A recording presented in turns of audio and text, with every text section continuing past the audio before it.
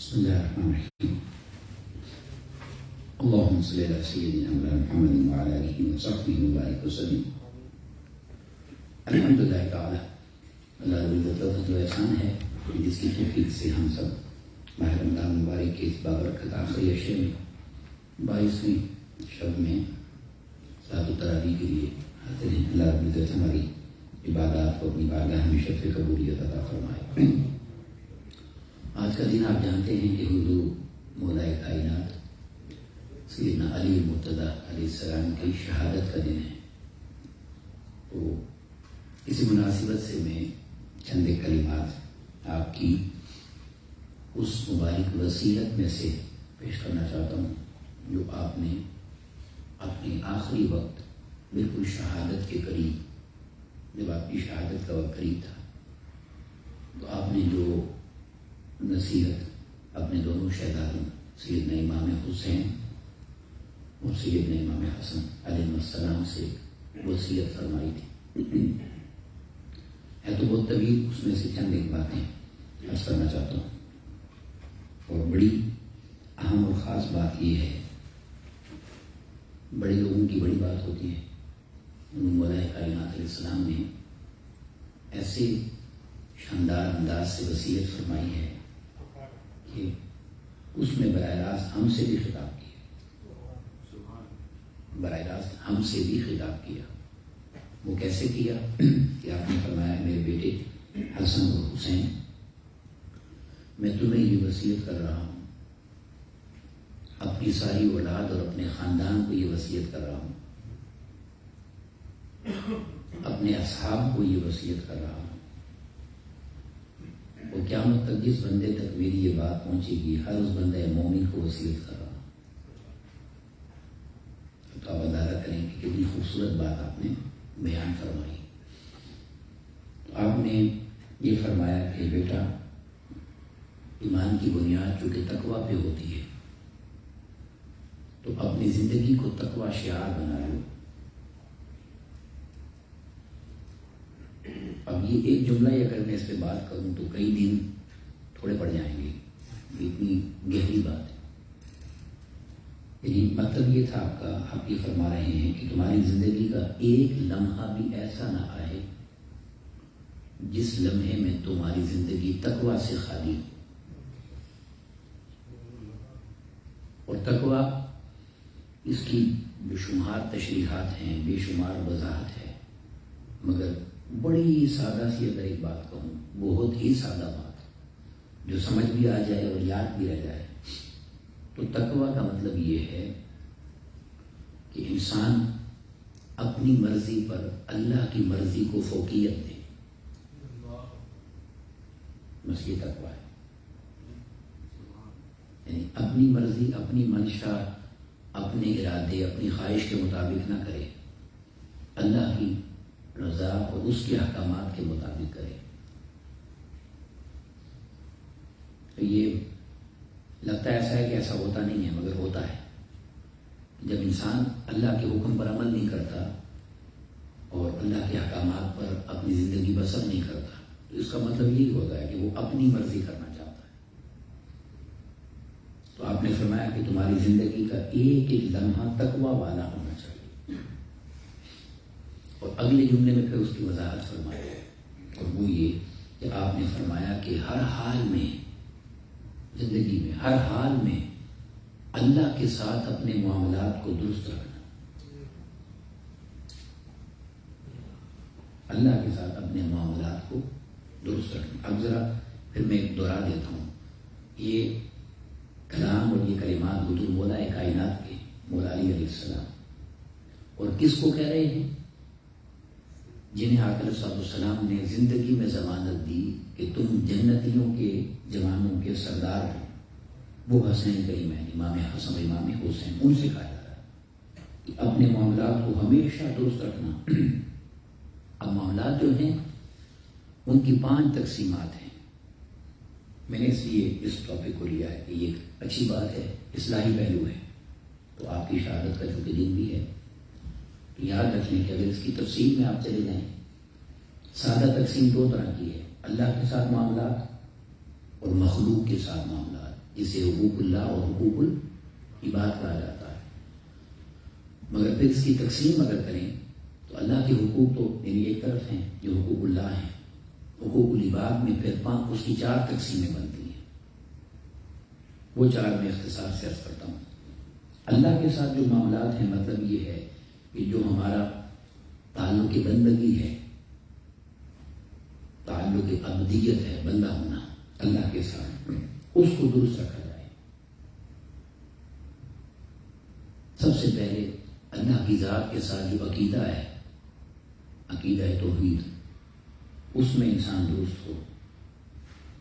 پھر عقیدہ توحید کے بعد اللہ کے احکامات پر عمل کرنے میں، عبادت میں، عمل میں، معمولات میں، اللہ کے دین کی طاعت میں، اس پر توکل اور بھروسے میں، اس پر یقین میں. یہ بڑی چیز ہے یقین. ایمان سے اگلا درجہ یقین کا ہوتا ہے. صرف مان لینا ایمان ہے، اور ایسا مان لینا کہ وہ دل اور روح کا حصہ بن جائے، اسے یقین کہا جاتا ہے. کامل ایمان، یقین اللہ کے ساتھ. پھر اس کے ساتھ جو تعلق خشوع و خضوع ہے، اخلاص ہے، تابعداری ہے، فرما برداری ہے، یہ سارے معاملات جو اللہ کی بندگی کے ساتھ ہیں، اس میں انسان درست ہو. تو یہ حقوق اللہ کا سبجیکٹ ہے، پہلی چیز. پھر اس کے بعد اگر آپ نیچے آ جائیں تو جب حقوق العباد کی بات کرتے ہیں تو سب سے پہلے جو ہمارا تعلق ہے وہ آقا علیہ السلام کی ذات مبارکہ کے ساتھ درست ہو. سب سے پہلے آقا علیہ السلام کی ذات مبارکہ، وہ اس بات کا حق ہے آقا علیہ السلام کا کہ ان کے ساتھ جو ہمارا ایمان کا تعلق ہے، پھر ایمان میں ادب اور محبت کا تعلق ہے، پھر عقیدت کا تعلق ہے، پھر آقا علیہ السلام کی سنت پر عمل کا تعلق ہے. یہ سنت پر عمل کرنا اتنا اہم ہوتا ہے، اتنا اہم ہوتا ہے کہ دیکھیں ہم اس کو بڑا ہلکا سمجھ لیتے ہیں. اب اتنا ایڈوانس دور آ گیا ہے، انسان اتنا تیز ہو گیا ہے، وہ کہتا ہے بس فرض ہی کافی ہے، بس میں نے فرض کر لیا بہت ہے، میرا کام ہو گیا. حالانکہ یہ بات یاد رکھ لیں کہ جو فرض ہے وہ بھی حقیقت میں سنت ہی ہے. آقا علیہ السلام نے تو کیا ہے، تو حقیقت میں فرض بھی سنت ہی ہے. جو آقا علیہ السلام نے کیا وہ نہ کرتے تو فرض بھی نہ بنتا. مگر میں صرف ایک مثال دینا چاہتا ہوں. علمی باتیں تو بڑی گہری ہیں، فرض سنت کی تقسیم، مگر محبت کی باتیں کہتا ہوں. اور وہ یہ ہے کہ بہت سارے اولیاء اور کاملین، اللہ والے نیک بندے ایسے ہوئے، ان کی زندگی کے اندر ایسے معاملات آئے اور ایسا ان کے ساتھ واقعہ پیش آیا کہ اگر آپ ان کو پڑھ لیں اور سن لیں اور سمجھنے کی کوشش کریں تو پھر انسان کو سمجھ آتی ہے کہ آقا علیہ السلام کی سنت کی پیروی میں، اتباع میں، اس کا خیال کرنے میں کتنا بڑا درجہ ہے، کتنا بڑا درجہ ہے. فضیل بن عیاض رحمۃ اللہ تعالیٰ علیہ کامل اولیاء میں سے ہیں. ایک دن آقا علیہ السلام کی ان کو زیارت ہوئی خواب میں، اور آقا علیہ السلام نے محبت اور لاڈ سے پوچھا، جو جملہ میں عمل بعد میں بتاتا ہوں. آقا علیہ السلام نے فرمایا، فضیل اگر تم میری سنت پر عمل نہیں کرو گے تو کون کرے گا؟ دیکھیں کیسا تعلق ہے. اور کس سنت پہ عمل نہیں ہوا تھا یہ سن کے آپ حیران ہو جائیں گے. ہم جب وضو کرتے ہیں تو وضو میں بھی ہم 4 فرض بس یہ کر لیے، وضو ہو گیا، ہم زندہ باد، ختم ہو گئی کہانی. وضو میں 4 فرض کے علاوہ جو کچھ ہے وہ سنت ہے.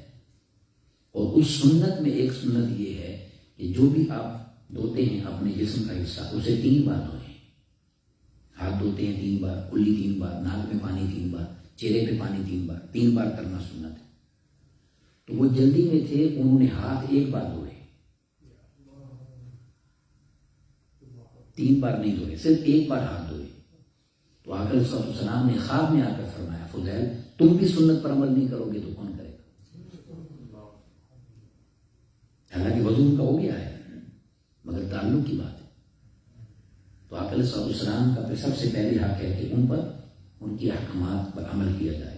پھر اس کے بعد صحابہ اور اہل بیت کے ساتھ ایسا ہی معاملہ ہے، محبت میں، ادب میں، عقیدت میں، اور پھر ان کے بتائے ہوئے راستے پر عمل کرنے. یہ معاملات اللہ کے ساتھ ہیں، یہ بات ذہن میں رکھیں. کیونکہ ہم تک یہ دین انہی کے واسطے سے پہنچا ہے. اگر ہم درمیان سے یہ سارے واسطے نکال دیں تو ہم تک دین کس نے پہنچایا ہے؟ حقوق العباد کی کیٹیگری میں پھر یہ ساری چیزیں آتی ہیں. آقا علیہ السلام کی ذات پاک پہلے، پھر آقا علیہ السلام کی اہل بیت پاک اور صحابہ کرام، اس کے بعد پھر نیچے صحابہ کرام کے بعد تابعین ہیں، تبع تابعین ہیں، پھر اولیاء، ائمہ، صوفیاء. 1400 سالہ تاریخ میں جو اللہ کے بزرگ ہیں، نیک لوگ ہیں، جنہوں نے دین کی خدمت کی ہے اور جن کی وجہ سے دین ہم تک پہنچا ہے. اور میں یہ جو بڑے لوگ ہوتے ہیں نا، جو دین کو کنوے کرنے والے ہوتے ہیں، جن کی وجہ سے دین ہم تک پہنچتا ہے، ان کی اہمیت اور ان کے مقام و مرتبے کو سمجھانے کے لیے صرف ایک مثال آپ کو دیتا ہوں. صرف ایک مثال، یہ اتنی گہری بات ہے، اس کو سمجھ لیں گے تو زندگی بھر کام آئے گی. اور وہ کیا؟ آپ دیکھیں، ہم جب حدیث کی بات کرتے ہیں، جو آقا علیہ السلام کی احادیث ہے، اس کی تقسیم ہے. یہ حدیث فلاں ہے، یہ حدیث فلاں ہے، یہ حدیث فلاں ہے. اس بحث میں نہیں جا رہا. کچھ ایک حدیث وہ ہوتی ہے جس کو چھوڑ دیا جاتا ہے، ٹھیک، جس کو ہم نہیں لیتے. اب کس حدیث کو نہیں لیتے، یہ بات سمجھنے والی ہے کہ جس حدیث میں وہ جو بیان کرنے والے راوی ہیں، ہم کہتے ہیں سیدنا ابو ہریرہ نے بیان کیا، سیدنا عبداللہ بن عباس نے بیان کیا، یہ جو نام ہوتا ہے بیان کرنے والا، اس پوری چین میں اگر ایک نام ایسا آ جائے جو نام قابل اعتماد نہیں ہے، جو نام قابل اعتماد نہیں ہے، تو ہم کہتے ہیں ہم یہ حدیث نہیں لیں گے، کیونکہ یہ بندہ یا تو جھوٹا ہے، یا بھول جاتا ہے، یا اس کی زندگی میں کوئی نقص ہے، تو اس کو چھوڑ دیا جاتا ہے. ٹھیک ہے. کوئی جب یہ کہتے ہیں نا حدیث ضعیف ہے، اس کا یہ مطلب نہیں ہوتا کہ جو حضور نے فرمایا ہم اس پر بات کر رہے ہیں. کسی کی جرت نہیں ہے کہ کوئی حدیث کے بارے میں کچھ کہہ سکے. حدیث ضعیف کا مطلب یہ ہوتا ہے بتانے والا ٹھیک نہیں ہے. اب بات سمجھیں؟ تو اصل میں دین وہی ہے جو بتانے والا ہے، کیونکہ اگر آپ اس کو نہیں مانتے تو اس کی بات کو کیسے مانیں گے؟ تو ان لوگوں کی اہمیت یہ ہے کہ ہم ان سے دین اس لیے لیتے ہیں کہ ہم ان کو مان رہے ہیں. تو جن کو مان کر ہم دین لے رہے ہیں، ان کا مقام و مرتبہ کتنا عظیم ہوگا. اب بات سمجھیں یا نہیں؟ تو فرمایا یہ وہ لوگ ہیں کہ ان کے ساتھ تمہارا محبت کا، ادب کا، عقیدت کا، اور یہ محبت اور ادب اور عقیدت اتنے بڑے درجے پر ہے کہ امام شافعی رحمۃ اللہ تعالیٰ علیہ سے بڑا کوئی امام ہو سکتا ہے؟ بولے، امام شافعی رحمۃ اللہ تعالیٰ علیہ سے بڑا کوئی امام؟ وہ امام اعظم کے مزار پہ آتے ہیں. فقہ الگ ہے، فقہ جدا ہے دونوں کی. یہ حنفی ہیں، وہ شافعی ہیں. تو امام اعظم کے مزار پر آئے، اپنے شاگردوں کو نماز پڑھائی اور رفع یدین نہیں کیا. یہ جو رکوع میں جانے سے پہلے ہاتھ اٹھاتے ہیں، سجدے میں جانے سے پہلے ہاتھ اٹھاتے ہیں. تو شاگردوں نے کہا کہ آج آپ نے اپنی فقہ بدل دی، آپ نے اپنی فقہ کے مطابق نماز کیوں نہیں پڑھی؟ تو امام شافعی رحمۃ اللہ تعالیٰ نے فرمایا بڑے کے سامنے اپنی ریسرچ پر عمل کرنا بے ادبی ہے. اپنا مذہب ہی چھوڑ دیا مزار کے سامنے، یہ ان کی غربت میں آئے ہوئے تھے. اب بات سمجھے یا نہیں؟ تو مطلب اتنا ادب اور حیا ہے ان لوگوں کا جن کی وجہ سے ہم تک دین پہنچا ہے. تو فرمایا کہ معاملات درست رکھنا.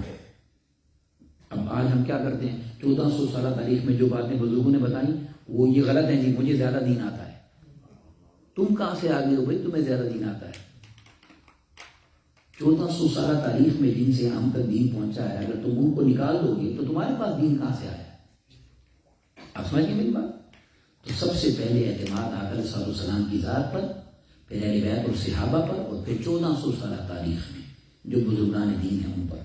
یہ مولا علی کہہ رہے ہیں ان سے معاملات درست رکھنا. اور پھر فرمایا کہ اپنے والدین کے ساتھ، اور پھر اس کے بعد اپنی ساری جو ہماری فیملی ہے، دوست احباب ہیں، حتیٰ کہ پوری انسانیت کے ساتھ، چاہے غیر مسلم کیوں نہ ہو. اور اگر ہم ان کے ساتھ معاملات درست نہیں رکھیں گے، اور کیسے ہوتے ہیں دیکھیں، غیر مسلم کی بات کیا ہوتی ہے. ایک یہودی کا جنازہ جا رہا تھا، آقا علیہ السلام کھڑے ہو گئے. یہودی کا جنازہ تھا. صحابہ نے کہا حضور یہودی کا جنازہ جا رہا ہے، آپ کھڑے ہوئے ہیں؟ تو آقا علیہ السلام نے فرمایا یہودی ہے تو کیا ہوا، انسان تو ہے نا.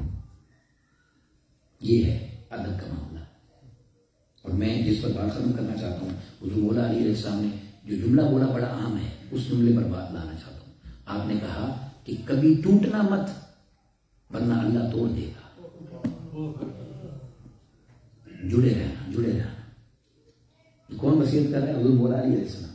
کبھی ٹوٹنا مت ورنہ اللہ تمہیں توڑ دے گا. جڑے رہنا، وہ تمہیں جوڑے رکھے گا. اور جو مثال میں دینا چاہتا ہوں، یعنی اس سے بڑی مثال تاریخ میں بہت ہوں گی مگر سمجھنے کے لیے نہیں ہے. اس پر مکمل کرتا ہوں. آقا علیہ السلام مسجد میں بیٹھے ہوئے تھے، اکیلے مسجد میں بیٹھے تھے، اکیلے. اب یہ میں پہلے اپنی بات کرتا ہوں. مجھے آپ کو اپنے اخلاق کو، اپنے کردار کو، اپنے معاملات کو درست کرنے کی ضرورت ہے. ہمارے دل سخت ہیں، نرمی نہیں ہے ان کے اندر، محبت نہیں ہے. ہم نفرت کرتے ہیں، ناجائز کرتے ہیں، ادب نہیں کرتے. ہماری زندگی بہت پیچھے ہے. آقا علیہ السلام کی ذات کو دیکھیں، اکیلے مسجد میں بیٹھے ہوئے، اکیلے، کوئی بندہ مسجد میں نہیں تھا. ایک صحابی آ جاتے ہیں مسجد میں، ایک صحابی آ جاتے ہیں تو آقا علیہ السلام کھڑے ہو جاتے ہیں، کھڑے ہوتے ہیں اور کھڑے ہو کر ایک سٹیپ ادھر جا کے پھر بیٹھ جاتے.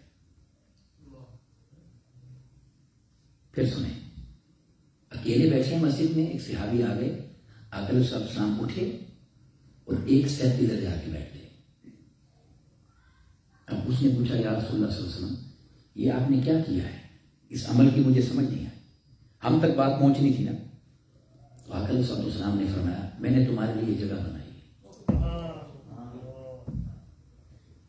پوری مسجد خالی ہے، پوری مسجد خالی پڑی ہے، مگر ایسا کیا کیوں؟ سوچیں ذرا. اس لیے کہ اسے پتا چلے کہ میں نے تمہیں عزت دی ہے، میں نے تمہیں آنر دی ہے، میں نے تمہارا خیال کیا ہے. اور کر کون رہا ہے؟ میں اور آپ نہیں کر رہے ایک دوسرے کے لیے. جن کے دربار پر قیامت تک کے لیے 70,000 فرشتے ہر روز صبح آئیں گے اور 70,000 فرشتے ہر روز شام کو آئیں گے آقا علیہ السلام کی قبر انور پر.